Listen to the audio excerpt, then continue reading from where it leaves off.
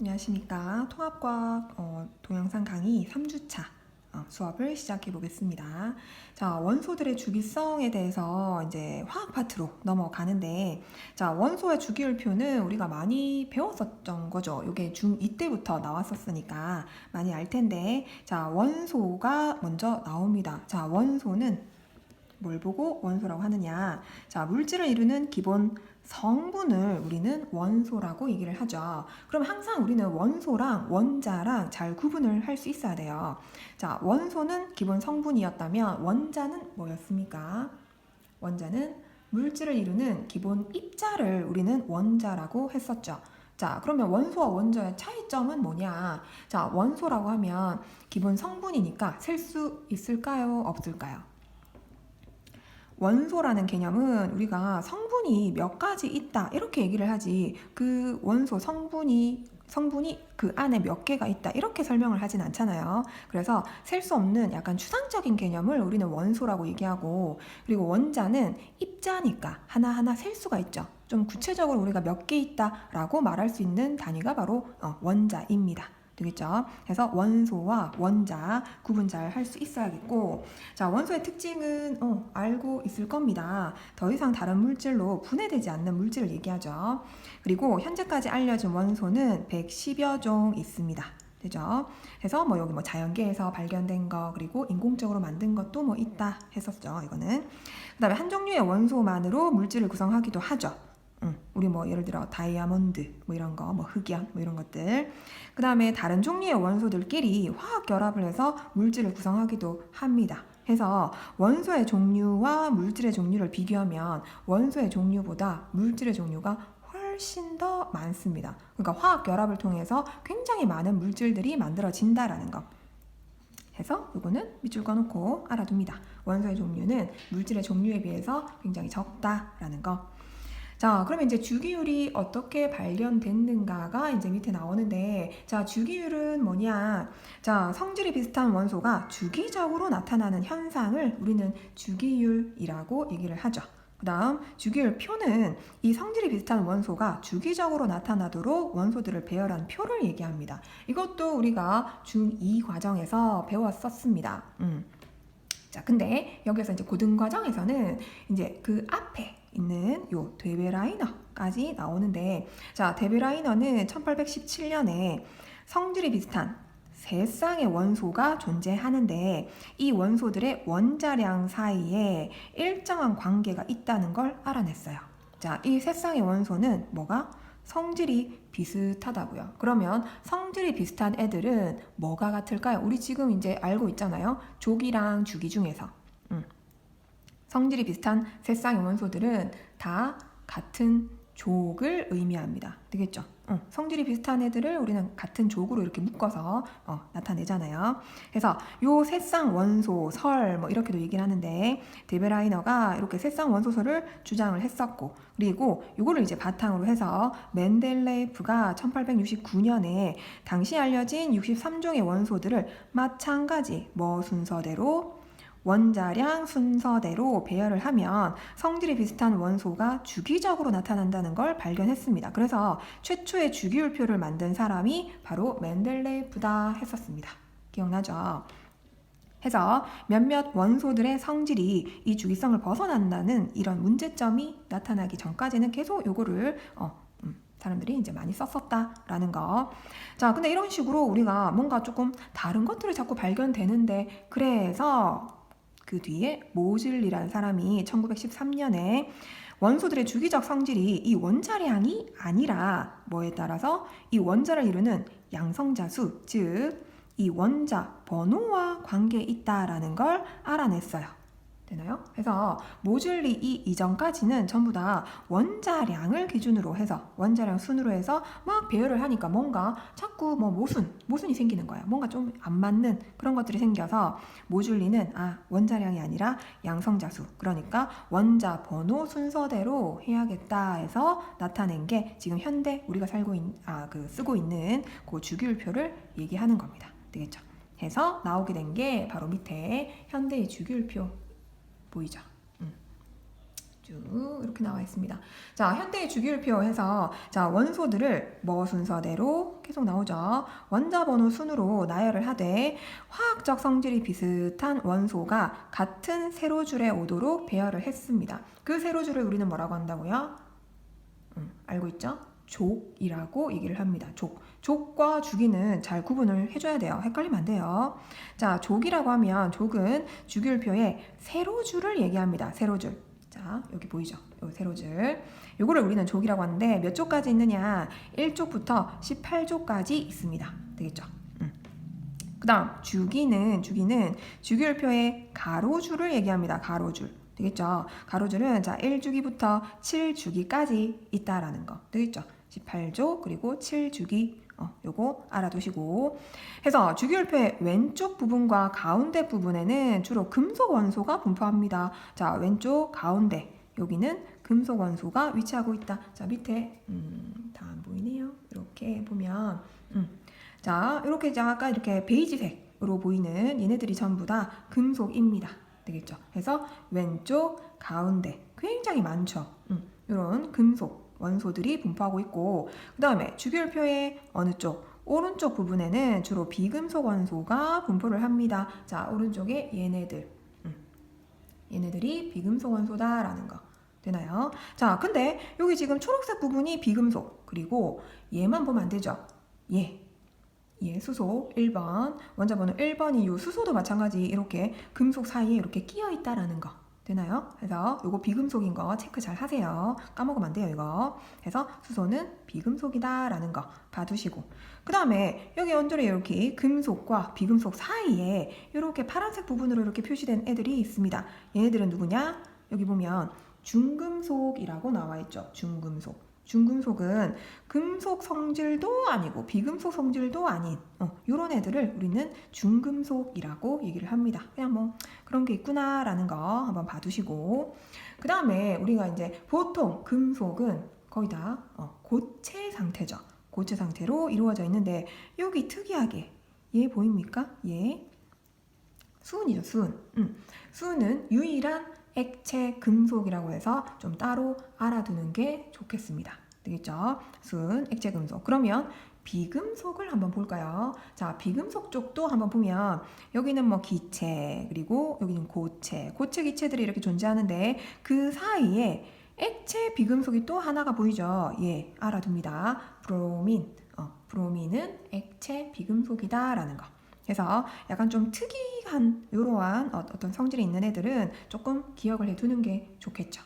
되나요? 그래서 우리는 금속, 비금속 이런 식으로 구분을 한번 해주시고 요거를 조금 쌤이 간단하게 한번 또 정리를 한번 해주고 넘어갈게요.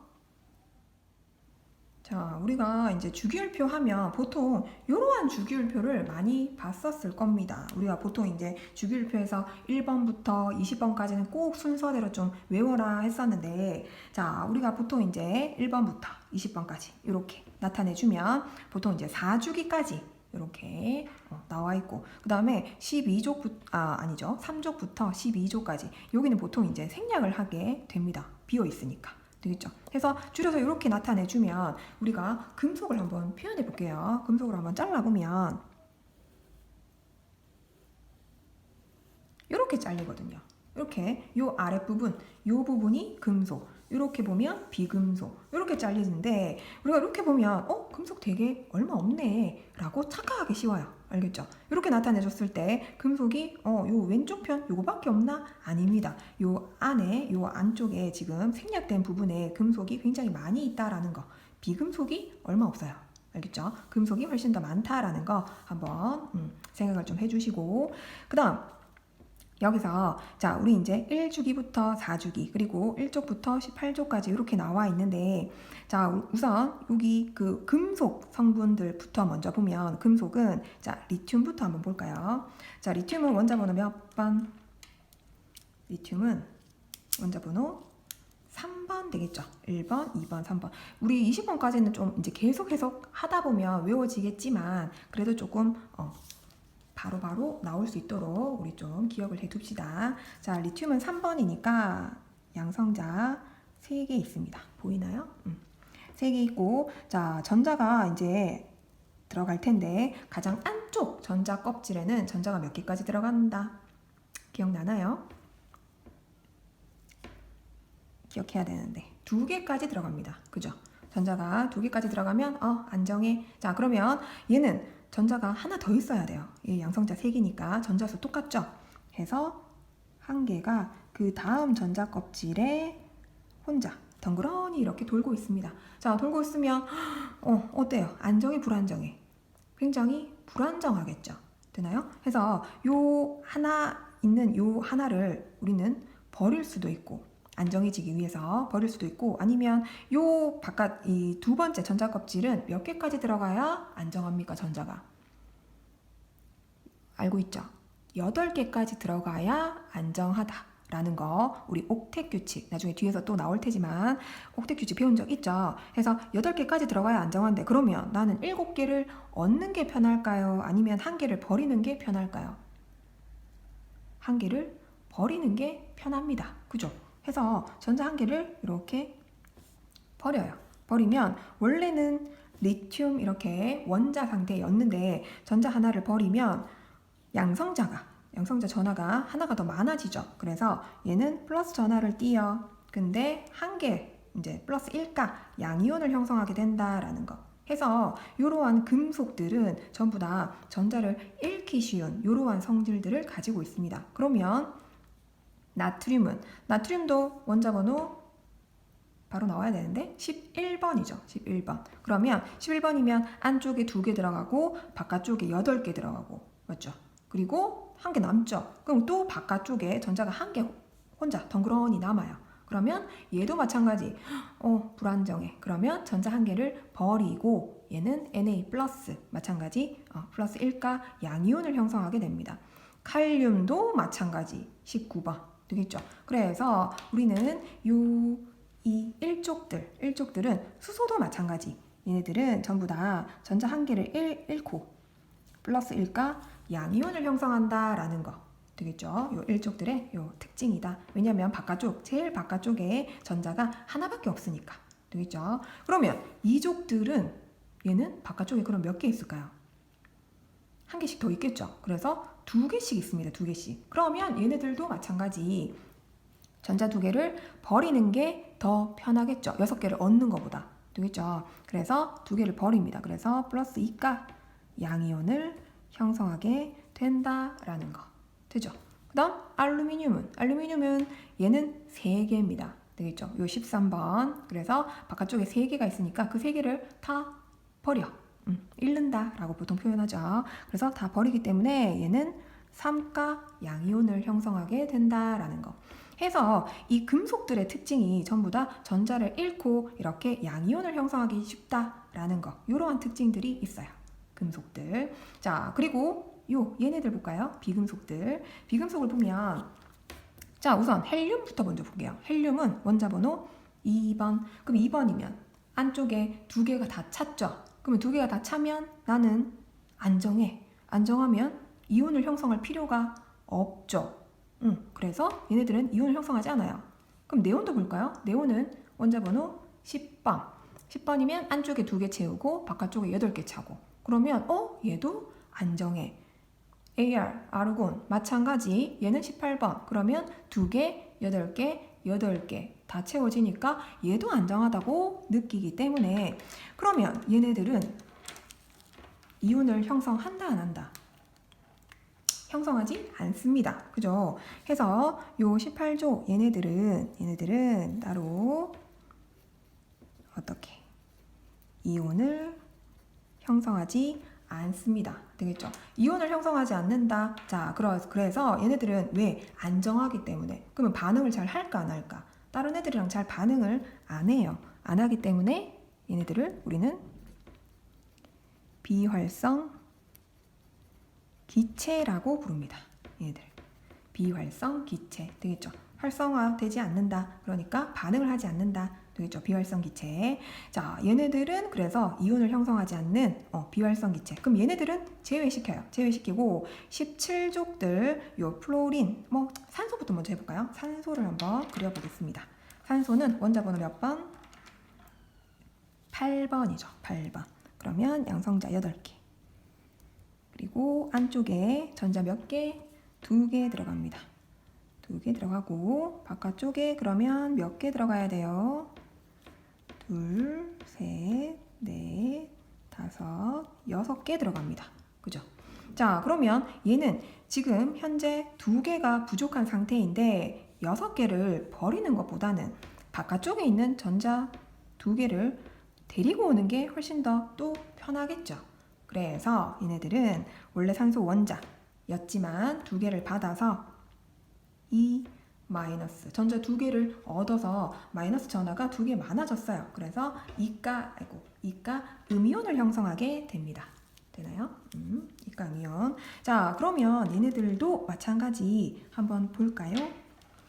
우선 산소는 그러면 이가 마이너스. 그 다음 플로린은 그러면 한 개가 더 많을 테니까 한 개가 더 들어가요. 한 개가 더 들어가 있는 상태에서 그럼 전자를 하나만 받으면 되겠죠. 그래서 얘는 1가 음이온을 형성하게 됩니다. 되죠? 자, 그러면 얘네들도 이 아래쪽에 있는 요 같은 족 원소들도 공통점이 뭐냐? 바깥쪽에 있는 전자 수가 같아요. 맞죠? 자, 해서 요 Cl 우리 염소 한번 해볼까요? 염소는 17번입니다. 17번이면 안쪽에 2개, 그 다음에 바깥쪽에 8개, 그 다음 또 바깥쪽에 7개가 남아요. 안 그려도 되겠죠? 우리 머릿속에 좀 그려집니까? 그래서 7개가 있으니까 마찬가지 전자 1개만 얻어서 Cl- 이렇게 된다고요. 마찬가지 얘는 1개 더 적을 테니까 전자 2개를 받아야 된다. 이가 마이너스. 되겠죠? 음이온을 형성하게 된다라는 거. 해서 이 비금속들은 전자를 얻어서 음이온이 되기 쉽다라는 어떤 성질이 진다라는 거. 되나요? 자, 근데 우리가 이렇게 보면 또 조금 이것만 보면 되나 하지만 요 밑에 우리 F 플로린, 그 다음에 Cl 염소, 그 다음에 그 밑에 4개 그러니까 이렇게 4개 정도는 좀 외워주는 게 더 좋거든요. 한번 적어볼게요. Cl 밑에 누가 있느냐? 비열이 뭡니까? 브로민이죠. 브로민. 아까 브로민 어디서 봤는데 뭐였죠? 브로민은 액체 비금속이라 그랬죠. 기억나나요? 브로민. 그 다음에 브로민 밑에 또 누가 있느냐? 아이오딘 있습니다. 되겠죠? 아이오딘. 해서 플로린, 염소, 브로민, 아이오딘은 세트로 조금 외워두는 게 좋습니다. 이거 뒤에 또 어차피 또 나오겠지만 해서 이거는 차례대로 조금 외워두시고. 자, 그러면 우리는 여기에서 주기율표에서 또 알 수 있는 게 뭐냐? 자, 이 바깥쪽에 지금 그 산소는 가장 바깥쪽에 전자가 6개 있죠.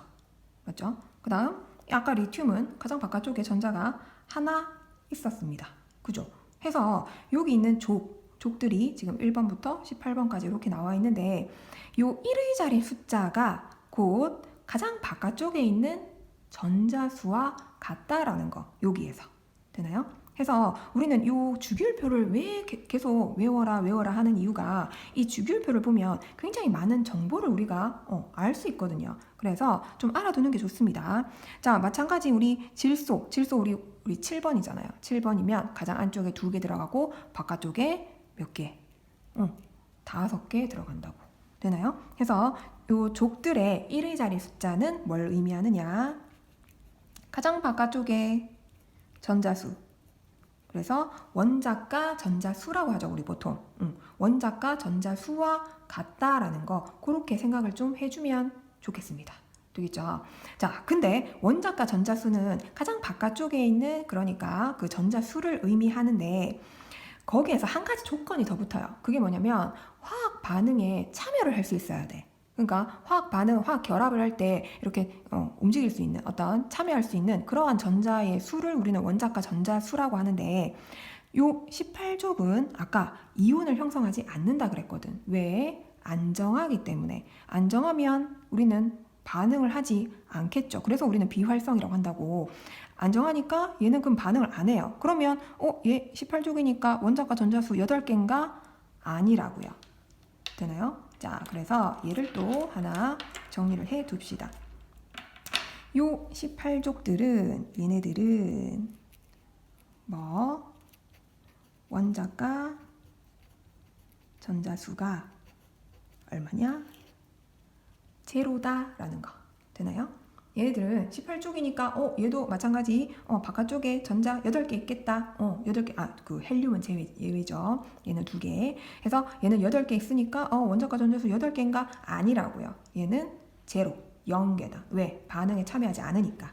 되겠죠? 해서 원자과 전자수 세알일 때 이렇게 주기율표에서 조개 1의 자리 숫자를 체크하면 된다라고 하는 건 17조까지. 18족은 따로 외웁니다. 원자과 전자수 없다. 얘는 반응을 하지 않으니까. 되겠죠? 그렇게 체크하시고. 그 다음 주기는요. 주기는 또 뭘 의미하느냐. 주기는 보세요. 수소, 헬륨. 전자 1개, 2개. 자, 안쪽에 전자 껍질 가장 안쪽에 채웠어.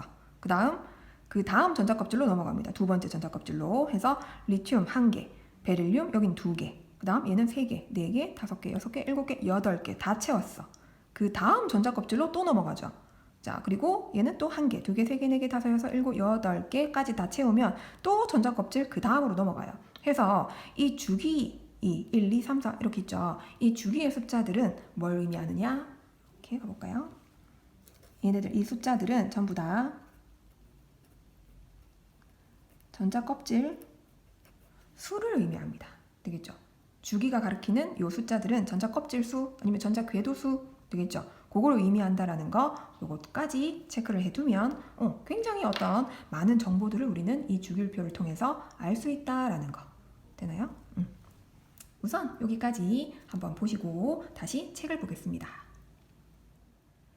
자, 플러스 강의 한번 볼게요. 자, 원소와 원자는 제일 처음에 쌤이 정리를 한번 했는데 원소라고 하면 원소는 물질을 구성하는 기본적인 성분, 기본 성분, 추상적인 개념. 그리고 원자는 물질을 구성하는 가장 기본적인 입자, 그러니까 하나하나 셀 수 있는, 되겠죠? 약간 구체적인 이렇게 한 입자를 우리는 원자라고 한다라는 거 얘기했었고, 그 다음 밑에 보면 이제 새로운 원소를 예측한 멘델레이프 나왔는데, 자, 멘델레이프는 주기율표에 맞는 원소가 없잖아요. 그러면 그 원소의 자리를 비워두고 여기에 어떤 게 들어갈 것이다 라고 예측을 했다고. 그 원소의 존재와 성질을 예측했고, 그 이후에 이 멘델레이프가 존재를 예측한 원소들과 성질이 일치하는 새로운 원소들이 발견이 됐어요. 굉장히 똑똑했죠, 또 이 사람도. 자, 그 다음에 양성자 수와 원자 번호가 나오는데, 자, 모듈리는 이 원자의 양성자 수에 따라서 원자마다 번호를 붙이고 이를 원자 번호라고 이름을 붙였다라는 거. 그러니까 양성자 수가 이꼴 원자 번호를 뜻한다라는 거. 근데 우리는 이것만 생각하면 안 되죠. 또 뭐도 같다. 기억나나요? 양성자 수와 원자 번호, 그리고 또 이꼴 또 뭐가 같냐? 전자 수도 같습니다. 근데 이건 아무 때나 전자수라고 하면 안 되죠. 언제의 전자수? 원자일 때. 이온일 때는 원자수가 달라지잖아요. 그래서 항상 이 원자 번호는 이꼴 양성자 수와 같고, 그거는 전자수와 같은데 이 전자수는 원자일 때만 같다라는 거. 되겠죠? 요거까지 체크하고 넘어가야겠습니다. 되겠죠? 자, 그러면 그 다음 페이지로 한번 넘어가 볼게요. 자, 이제 금속 원소와 비금속 원소에 대해서 성질 비교를 해내는데, 이거 비교 잘 해둬야 됩니다. 알겠죠? 자, 금속 원소는 어디 있었다? 왼쪽 가운데 있었다라는 거. 되나요? 그 다음에 실온에서 상태는 대부분 고체입니다. 근데 예외가 있었죠? 수는 액체 상태다. 항상 예외인 것들은 좀 잘 기억해 둬야 돼요. 알겠죠? 항상 이런 것들 이렇게 문제에서 나올 수 있으니까. 그 다음에 특징을 보면 대부분 특유의 광택이 있어요. 반짝반짝 광택이 있고, 그 다음에 열과 전기가 잘 통합니다. 뭐 열 전도성, 전기 전도성이 좋다, 뭐 이렇게도 표현하죠. 그 다음에 외부에서 힘을 가하면 부서지지 않고 길게 늘어나거나 얇게 펴진다라고 얘기를 합니다. 자, 길게 늘어나거나 얇게 펴지는 성질을 또 다른 말로 뭐라고 얘기하냐면, 길게 늘어나는 성질을 우리는 연성이라고 합니다. 연성. 되겠죠? 연성. 길게 늘어나는 걸 연성. 되겠죠? 우리 왜 여기 밑에 지금 보이죠? 구리 전선과 같이 얇게 이렇게 늘어나는 거. 그 다음에 얇게 또 펴지는 거. 얇게 펴지는 성질을 우리는 뭐라고 하느냐? 전성이라고 합니다. 전성. 되겠죠? 연성과 전성이 좋다. 뭐 이렇게도 표현하고. 그러면 이걸 또 뭐 길게 늘어나거나 아니면 얇게 펴진다 이렇게 또 설명하면 되게 알아듣기 쉬운데 연성과 전성이 어쩌고 저쩌고 이렇게 나오면 또 헷갈리잖아요. 그래서 쌤은 요거 전성에서 이제 우리가 보통 이제 비가 오면 비 올 때 뭐 먹어요? 비 올 때 우리 그 전 부쳐 먹잖아요. 그 전 부칠 때 얇게 펴야지 굉장히 바삭바삭해지고 이렇게 맛있잖아요. 그래서 전성은 얇게 펴지는 거 이렇게 생각하세요. 전을 떠올리면서. 알겠죠? 예, 이렇게 외우라고요. 그래서 얇게 펴지는 성질이 바로 전성이다. 그럼 반대, 길게 늘어나는 걸 우리는 연성이다 라고 생각을 하세요. 자, 그 다음에 이제 이온을 우리는 아까 벌써 다 설명했어요. 금속은 어떻게? 전자를 잃어서 양이온이 되기 쉽다 그랬습니다. 되겠죠? 그래서 알루미늄 이용되는 거 AL, 알루미늄 박, 호일 되겠죠? 얇게 펴진다 되겠죠? 그 다음에 구리는 CU, 요거는 전선, 구리 전선 많이 들어봤죠? 그 다음에 철은 FE, 요거는 각종 자재로 많이 쓰인다라는 거. 뭐 금속의 성질들 봐두시고, 그 다음에 비금속 넘어갑니다. 비금속은 어느 쪽? 오른쪽에 위치합니다. 자, 근데 수소는 예외다. 수소는 저기 금속 위에 있는데 왼쪽 편에 금속 위에 있지만 얘는 비금속에 속한다라는 거 까먹으면 안 돼요. 자칫 잘못하다가 깜빡하고 이거 금속인데 하면 안 됩니다. 수소는 비금속이다. 그 다음에 실온에서 상태는 기체 또는 고체였었죠. 아까 앞에서 봤는 거. 근데 예외가 있었다. 누가? 브로민만 액체 상태다라는 거 외워두라 그랬어요. 브로민 몇 쪽이다. 이것도 기억해야 돼요. 브로민은 몇 쪽? 뒤에서 두 번째 17쪽이었죠. 어디? 플로린, 염소 그 밑에 브로민, 그 밑에 아이오딘까지 순서대로 좀 외워줄 필요가 있습니다. 알겠죠? 굉장히 많이 나올 거예요. 17쪽은. 자, 그 다음에 특징을 한번 보면 금속과 달리 광택이 없어요. 그 다음에 열과 전기가 잘 통하지 않는다. 열 전도성, 전기 전도성이 없어요. 근데 또 예외가 있습니다. 흑연. 흑연은 예외다라는 거. 되겠죠? 우리 왜 흑연이 전기 전도성이 있다라고 해서 그 초등학교 때 이런 거 실험 막 해보지 않나요? 전기 통하는지 안 통하는지 이런 거 막 할 때 애들이 막 장난친다고 막 샤프심 가지고 막 이렇게 전선 이렇게 연결시켜보고 막 하는데 샤프심 이렇게 연결하면 얘가 샤프심이 전기가 이제 통하면서 얘가 확 하고 이렇게 막 퍼져버리거든. 해봤죠? 장난 많이 친 사람들은. 그래서 막 선생님한테 막 혼나고 막 이랬을 텐데, 자, 흑연은 전기가 잘 통합니다. 알겠죠? 이것도 아마 뒤에 가면 나올 것 같은데, 그래서 어쨌든 요 흑연은 전기 전도성이 있다라는 거 잘 기억해 둡니다. 항상 예외는 기억하자. 그 다음에 얘는 전자를 얻어서 음이온이 되기 쉽다 그랬어요. 맞죠? 얘는 뭐 전자가 한 개가 부족하거나 두 개가 부족하거나 막 이렇기 때문에 음이온이 되기가 쉽고, 그리고 단 18쪽 되겠죠? 비활성 기체들, 얘네들은 제외한다. 이온을 형성하지 않는다 그랬습니다. 기억나죠? 이거 기억해야 돼요. 자, 이용되는 예를 보면 질소는 N 해서 식품 포장용 충전 기체라고 하지만 과자를 우리가 사면 질소를 사는 건지 과자를 사는 건지 잘 모르겠을 정도로 질소가 많이 들어있죠. 아무튼 이 충전 기체. 그 다음에 산소는 O입니다. 생명체의 호흡에 이용이 되죠. 산소 뭐 알고 있을 거고. 그 다음 성냥 되겠죠. 성냥개비 이런 거 포함되어 있어요. 해서 우리는 금속과 이 비금속의 특징들 비교해서 알아두라 그랬습니다. 자, 오른쪽에 우리 아까 중금속 원소 나왔는데, 중금속 원소는 금속 원소, 비금속 원소의 중간 성질이 있거나 아니면 금속 원소와 비금속 원소의 성질이 모두 있는 원소, 그러니까 이것도 아니고 저것도 아닌 그런 애들이 준금속입니다. 알겠죠? 해서 중금속 원소는 주기율표에서 금속과 비금속 원소의 경계에 위치한다라는 거. 뭐 이런 게 있구나. 붕소, 규소, 저마늄, 비소 이런 것들이 있구나. 참고로 한번 보시고. 그 다음에 흑연의 전기 전도성. 아까 얘기했죠. 흑연은 비금속 원소인 탄소로 이루어져 있습니다. 자, 근데 자유롭게 움직일 수 있는 이 전자가 있기 때문에 전자가 왔다 갔다 해요. 그래서 전기 전도성이 있다라는 거. 얘만 예외다라는 거. 그거 알아두시고. 자, 밑에 개념 쏙쏙 나오죠. 요거 그냥 넘어가지 마시고 풀고 넘어갑니다. 알겠죠? 자, 다 풀었으면 그 다음 페이지 넘어가 봅시다. 자, 이제 알칼리 금속과 할로젠 원소에 대해서 나옵니다. 자, 알칼리 금속, 요 특징들은 다 알고 있어야 됩니다. 알칼리 금속이라고 나오는데, 자, 주기율표에 어디 1쪽에 속하는 금속 원소를 우리는 알칼리 금속이라고 합니다. 자, 주기율표 1쪽 떠올리세요. 머릿속에. 자, 알칼리 금속이 주기율표에서 1쪽들이 속하는 금속 원소인데, 자, 다 금속 원소 맞습니까? 다 금속이라고 하면 안 돼요. 알겠죠? 누가 빠져야 돼요? 누구? 수소는 제외. 기억해야 됩니다. 항상. 1쪽은 다 금속인가? 아니에요. 알칼리 금속이 아닌 애가 수소, 원자번호 1번. 걔는 제외해야 된다라는 거 까먹으면 안 됩니다. 이거.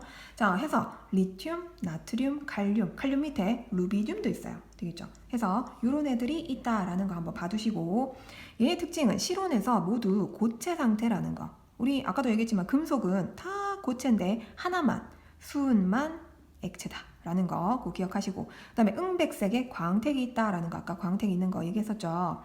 자, 그 다음에 다른 금속에 비해서 밀도가 작고, 그리고 칼로 쉽게 잘릴 정도로 굉장히 무릅니다. 이거 한번 잘라봤나 모르겠어요. 이거 리튬이나 아니면 나트륨 이런 것들 한번 칼로 이렇게 잘라보면 굉장히 쉽게 잘 잘리거든요. 되겠죠? 그래서 굉장히 무르다라는 거. 그 다음에 반응성이 굉장히 커서 누구랑?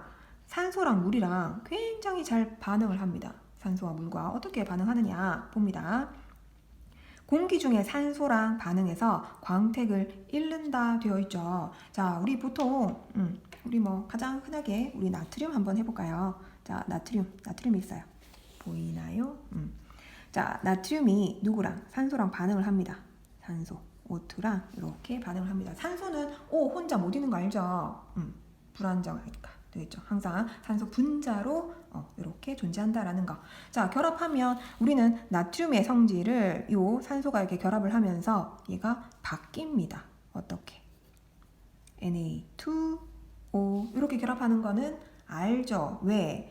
Na는 플러스일까 양이온, 그 다음에 O는 E 마이너스 되겠죠. 이가 음이온. 개수가 안 맞죠? 그러면 얘가 한 개 더 있어야 돼요. 얘는 전자 한 개 주는데 얘는 2개 받아야 된다. 이런 의미죠. 그래서 Na2O 이렇게 들어가야 됩니다. 되죠? 자, 근데 항상 화학 반응식에서 화살표 왼쪽 오른쪽에 원자의 개수 같아져야 되죠. 그래서 왼쪽에 지금 산소 2개 있으니까 여기도 2개 여기다 붙이는 거 아닌 거 알죠? 너무 쉬우니까 앞에다 2 붙이고, 그러면 나트륨은 총 4개 됩니다. 이렇게 되겠죠. 화학 반응식 완성하는 것도 계속 연습을 해야 돼요. 자, 그래서 요 나트륨이 있는데 이 나트륨이 산소랑 반응을 하면 얘가 광택을 잃는다. 왜? 성질이 완전 바뀌니까. 되겠죠? 이런 산화물을 형성하게 된다라는 거 봐두시고, 그 다음 두 번째, 물과 반응해서 어떻게 수소를 발생시키고, 그리고 이때 생성된 수용액이 염기성을 띈대요. 자, 이것도 한번 해봅시다. 자, 이것도 우리 또 많이 볼 수 있는 나트륨으로 한번 해볼까요? 자, 나트륨이 누구랑? 물이랑 반응합니다. 물이랑 반응하면 자, 어떻게? 얘가 NaOH 수산화 이온이랑 이런 식으로 결합을 해요. 되겠죠? 수산화 나트륨을 형성하게 되고, 자, 여기에 그럼 여기 남는 요 수소가 빠져나오는데, 수소도 마찬가지 혼자 못 있죠. 해서 H2 이렇게 수소 기체를 형성합니다. 그러면 또 개수가 안 맞으니까 어떻게? 앞에다가 2를 붙일까요? 2를 붙이면 개수가 맞나요? 여기다가도 마찬가지 2개 붙이고, 그러면 나트륨도 또 2개니까 얘도 2개 붙이고, 이렇게 되겠죠. 화학 반응식 해서 이렇게 수소 기체가 발생한다 라고 이렇게 확인할 수 있습니다. 자, 그러면 우리는 여기에서 수소나 나트륨 우리 염기성 띄는 거 알고 있죠? 염기성 수소 기체 발생합니다. 되죠? 자, 그 다음에 반응성을 보면, 반응성은 원자 번호가 클수록 반응성이 큽니다. 그래서 리튬보다는 나트륨보다는 칼륨보다는 루비듐으로 갈수록 반응성이 크다라는 걸 알 수가 있어요. 자, 밑에 한번 실험을 통해서 알아보면, 자, 리튬, 나트륨, 칼륨이 있는데 칼로 단면을 자르잖아요. 자르면 광택이 리튬은 서서히 사라집니다. 근데 나트륨은 금방 사라져요. 칼륨은 엄청 빠르게 사라집니다. 되겠죠? 그러니까 반응 속도가 원자 번호가 클수록 그만큼 반응성이 커진다라는 거. 물에 넣었을 때도 마찬가지. 리튬은 잘 반응합니다. 나트륨은 격렬하게 반응해요. 칼륨은 엄청 격렬하게 반응을 한다고요. 되나요? 자, 그래서 우리는 요거를 다시 우리 아까 전에 쌤이 이렇게 보여줬던 이렇게 보면 자, 리튬, 나트륨, 칼륨, 이 밑에 루비듐 이렇게 있는데 자, 아래쪽으로 갈수록 우리는 이러한 성질 이런 그 금속이 띠는 성질을 금속성이라고 얘기를 하거든요. 그래서 아래쪽으로 갈수록 이 금속성이 커진다라고 이렇게 알아두면 됩니다. 얘네들이 금속인데 뭐 아래쪽, 뭐 왼쪽, 아래쪽 뭐 이렇게 돼도 되지만 지금 여기서는 알칼리 금속만 얘기하는 거니까 아래쪽으로 갈수록 금속성이 커진다라는 거 이렇게 체크하고 넘어가면 좋을 것 같아요. 되겠죠? 그러면 다시 책을 볼까요? 자, 그 다음 이제 할로젠으로 넘어갑니다. 할로젠 원소. 할로젠 원소는 얘는 뭐냐? 주기율표의 어디? 17쪽. 우리 지금 계속 얘기했죠. 17쪽에 속하는 비금속 원소를 우리는 할로젠 원소라고 얘기를 합니다. 할로젠. 자, 순서 내가 쌤이 외우라 그랬어요. 플로린, 염소, 브로민, 액체 떠오르죠. 그리고 아이오딘까지. 되나요? 해서 이 4개는 세트로 조금 외워둬야 됩니다. 자, 얘네들의 특징은 뭐냐? 실온에서 할로젠 원자 2개가 결합한 분자, 그러니까 이원자 분자, 원자 2개로 이루어진 분자 이런 뜻. 그래서 원자 2개가 결합한 분자로 존재를 합니다. F2, 뭐 Cl2, Br2, I2 항상 이렇게 2개로 존재한다. 왜? 불안정하니까 안정해 주려고. 되겠죠? 그리고 특유의 색깔을 띄어요. 자, 그리고 반응성이 얘네들도 매우 커서 금속과 수소 굉장히 잘 반응해요. 자, 나트륨과 반응해서 화합물을 생성합니다. 자, 우리 나트륨 이것도 한번 적어볼까요? 나트륨과 반응해요. 누가? 우리 보통 이제 Cl2 이렇게 적어야 되죠? Cl은 혼자 못 있어요. 외로워서, 불안정해서. 자, 이렇게 결합하면 얘는 많이 봤던 우리 NaCl, 염화나트륨을 형성합니다. 개수 맞춰볼까요? 앞에 2 붙이고, 여기도 2 붙이고, 이렇게 화합물을 생성한다라는 거. 되겠죠? 많이 봤던 염화나트륨. 자, 그 다음 수소와 반응해서 할로젠화 수소. 이런 할로젠화 수소를 생성을 하고, 그리고 할로젠화 수소를 또 물에 녹이잖아요. 그러면 산성을 띠게 됩니다. 되겠죠? 자, 우리 여기 지금 수소랑 반응해서 이렇게 뭐 HF, 플로린화 수소, 그다음에 염화 수소, 뭐 브로민화 수소 이런 것들을 만드는데 여기에서 우리 대표적으로 이 HCl 있죠? 염화 수소. 염화 수소를 물에 녹이잖아요. 그럼 뭐가 된다? 알죠, 이거? 염산입니다. 염산. 되겠죠? 굉장히 산성, 강산을 띠는 염산이 된다고요. 되겠죠? 그리고 이것도 뭐 이걸로 이제 불소라고 하는데 이런 불소산 우리 왜 뭐 그런 뭐 사고도 뭐 예전에 구미에서 막 일어나기도 했는데 아무튼 이런 산성을 띠는 물질들로 바뀐다라는 거 물에 녹으면 알아두시고, 그다음 반응성은 얘네들은 원자 번호가 작을수록 반응성이 큽니다. 그래서 F2 플로린 그리고 염소 브로민 그리고 아이오딘으로 갈수록 반응성이 작아져요. 그러니까 플로린으로 갈수록 얘가 반응성이 크다는 얘기입니다. 자, 어떻게? 밑에 봅시다. 자, 플로린의 특징을 보면 얘는 기체 상태입니다. 염소도 기체, 브로민만 액체, 그리고 아이오딘 고체 해서 이 브로민을 기준으로 해서 밑에는 고체. 우리 아이오딘 고체인 거 알죠? 우리 예전에 왜 승화성 물질 그래서 아이오딘 고체를 막 가열하면 얘가 승화되어서 위로 기체로 막 날아갔다가 그 다음에 그 식기접시에 이렇게 부딪혀서 다시 고체 막 고드름처럼 이렇게 아이오딘 매달리고 이런 거 본 적이 있을 텐데 그게 중1 때 했어가지고 또 까먹었겠죠. 아무튼 요 아이오딘 승화성 물질 고체입니다. 고체. 그리고 얘는 액체니까 그 위에 있는 애들은 전부 다 기체라는 거 그렇게 좀 기억하시고, 그 다음에 색깔을 보면 플로린은 옅은 노란색, 염소는 노란색 점점 진해져요. 브로민은 젓갈색, 아이오딘은 보라색. 이렇게 그 보라색 기체였는데 기억이 나나요? 아이오딘. 그 다음 나트륨과 반응시킵니다. 그러면 플로린은 엄청 격렬하게 막 반응을 해요. 보이죠? 그 다음에 염소는 격렬하게 반응하고 브로민은 잘 반응합니다. 아이오딘 반응해요. 그냥 되죠? 그 그다음에 수소와 반응하는 것도 마찬가지. 플로린은 엄청 빠르게 반응을 하는데 염소는 그 정도 빠르게 반응하고 브로민은 그냥 잘 반응합니다. 아이오딘 그냥 반응해요. 됐죠? 그래서 플로린으로 갈수록 얘가 반응성이 커진다라는 거. 그러면 얘도 마찬가지. 아까 우리 주기율표 봤었을 때 얘네들을 우리는 뭐라고 한다고요? 세트로 외우라 했습니다. 얘네들이 누구냐면 적어도 될까요?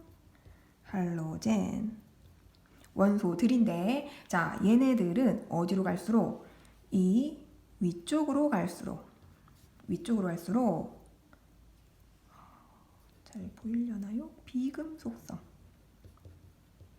비금속성이 커진다라는 거 되겠죠?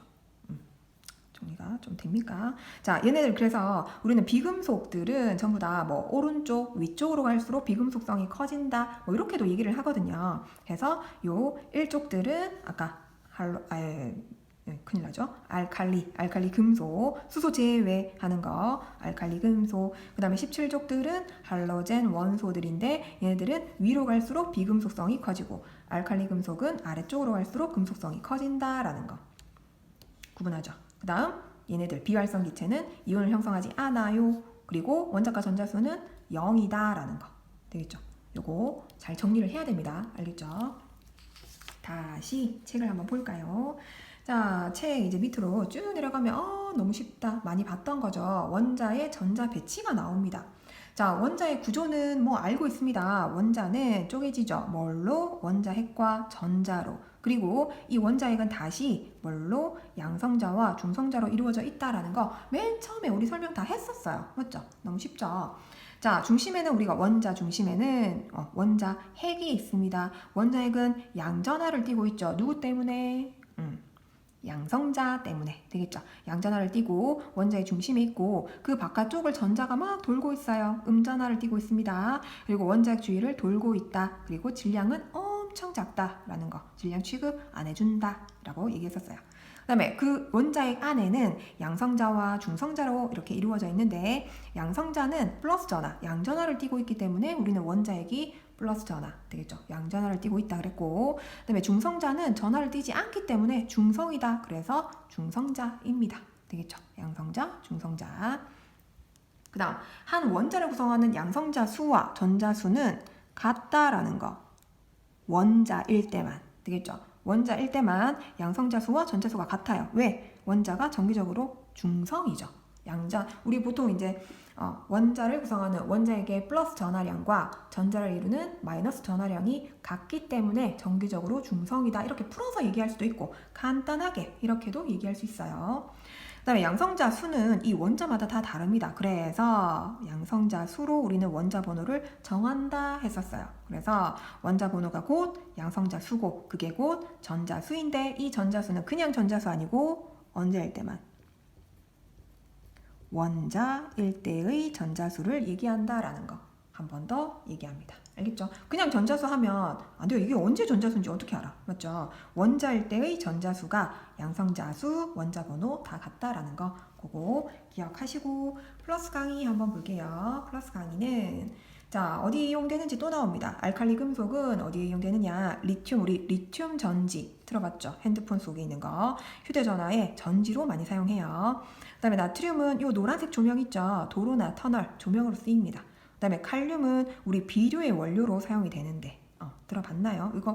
이것도 중2 때 우리 식물 배우면서 배웠나 모르겠네요. 비료로 사용이 됩니다. 칼륨.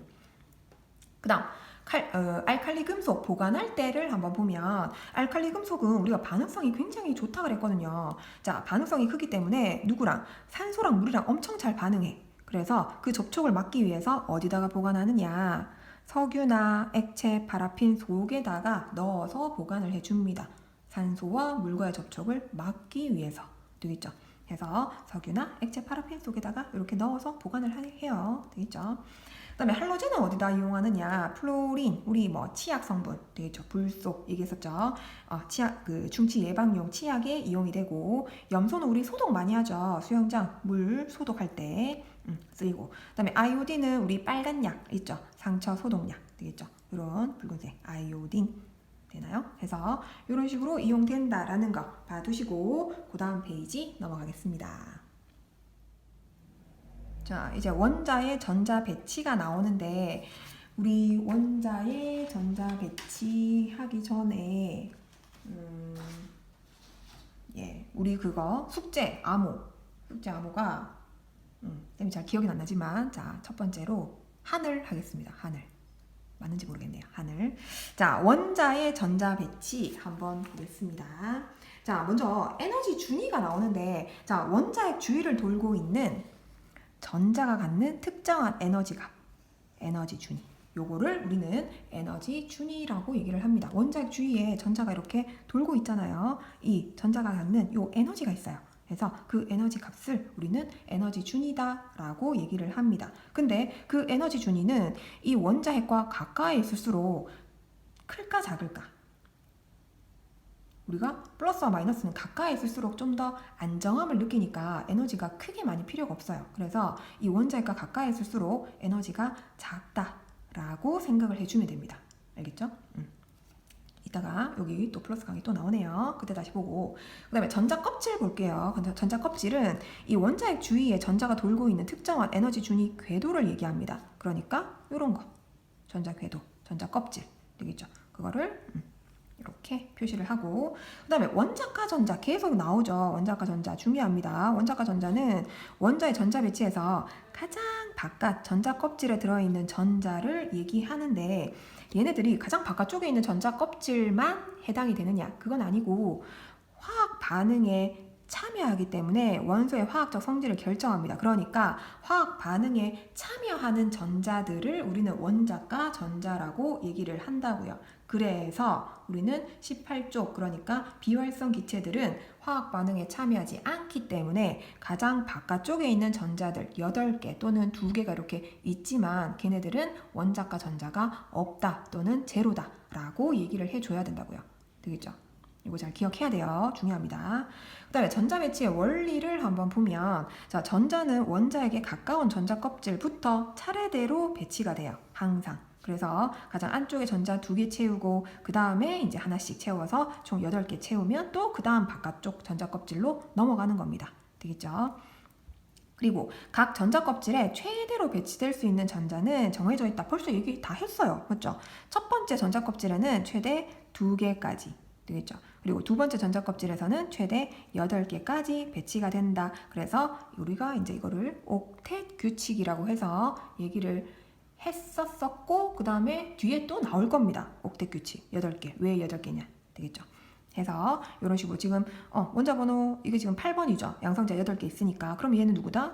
바로 나와야 돼요. 산소입니다. 산소. 되겠죠? 하다 보면 저절로 외워져요. 알겠죠? 그래서 가장 안쪽에 지금 전자 2개 채우고 그 다음에 6개가 이렇게 채워져 있다라는 거. 그러면 아까도 얘기했지만 8개가 채워져야지 안정하니까 나는 안정하기 위해서 전자 2개를 얻는 게 더 쉬워요. 맞죠? 그래서 2개를 채우니까 O, 2 마이너스에서 이가 음이온을 형성하게 된다. 왜? 안정해지려고. 되겠죠? 그렇게 정리를 또 해줄 수 있겠습니다.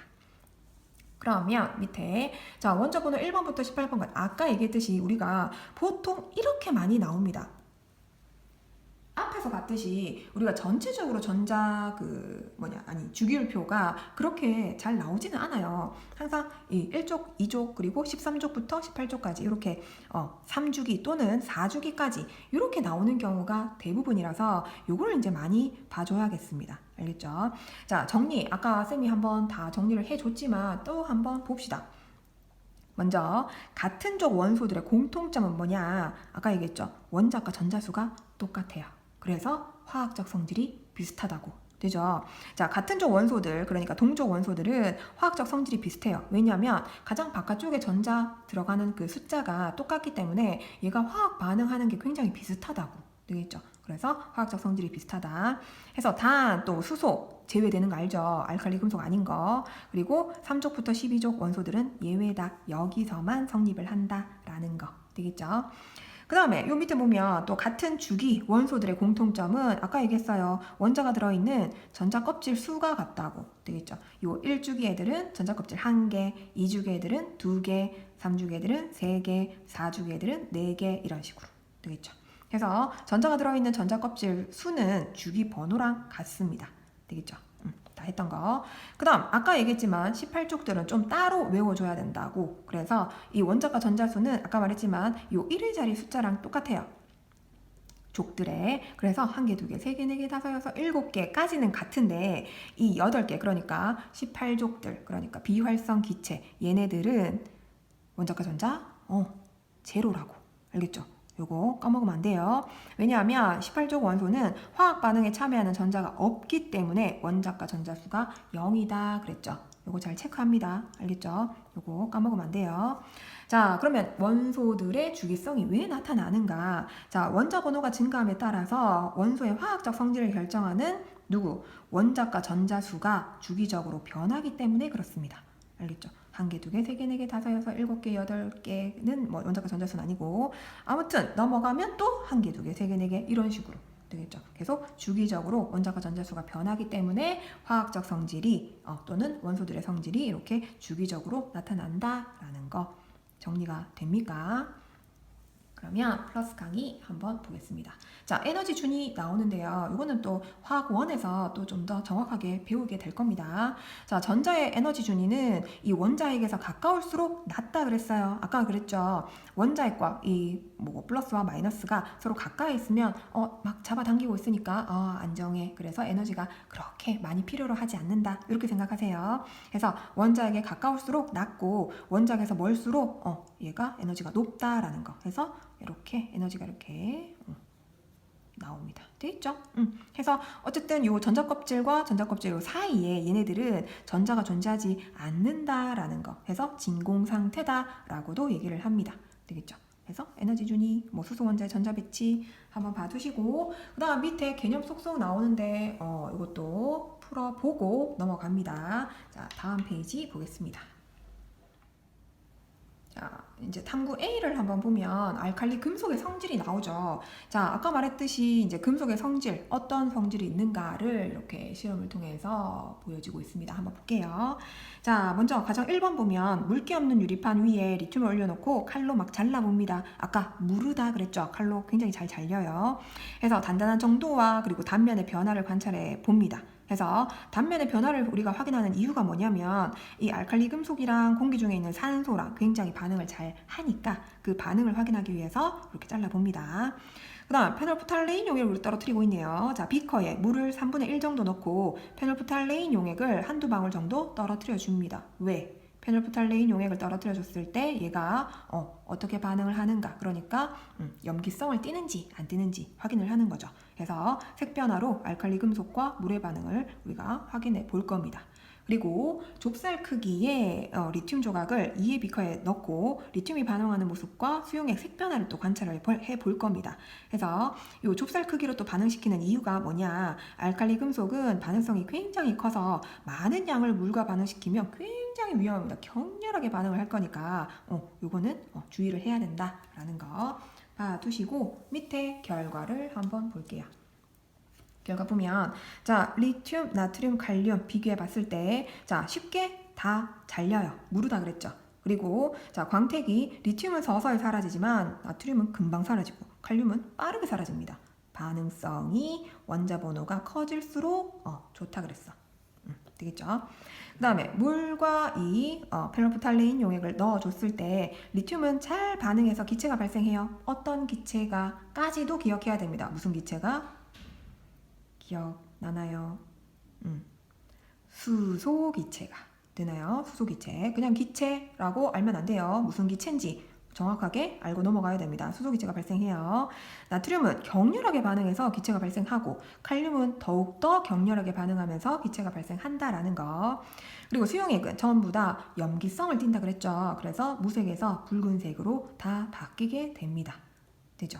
해서 해석은 뭐 다 했으니까 넘어가고 정리만 볼게요. 자, 알칼리 금속은 무르고 공기 중의 산소와 굉장히 잘 반응을 합니다. 그리고 알칼리 금속은 물과 반응해서 어떤 기체, 수소 기체를 발생시키고 그 만들어진 수용액은 염기성을 띈다. 아까 페놀프탈레인 용액이 붉은색으로 바뀌는 걸 보고 확인했죠. 그다음에 알칼리 금속은 어떻게 원자 번호가 클수록 반응성이 큽니다. 아까 얘기했지만 주기율표에서 아래쪽으로 갈수록 금속성이 커진다 그랬어. 그래서 리튬, 나트륨, 칼륨, 그 밑에 루비듐까지 되겠죠. 뭐 그렇게 반응성이 커진다라는 거 확인하시고 그 다음 페이지 보겠습니다. 네, 확인 문제 나오죠.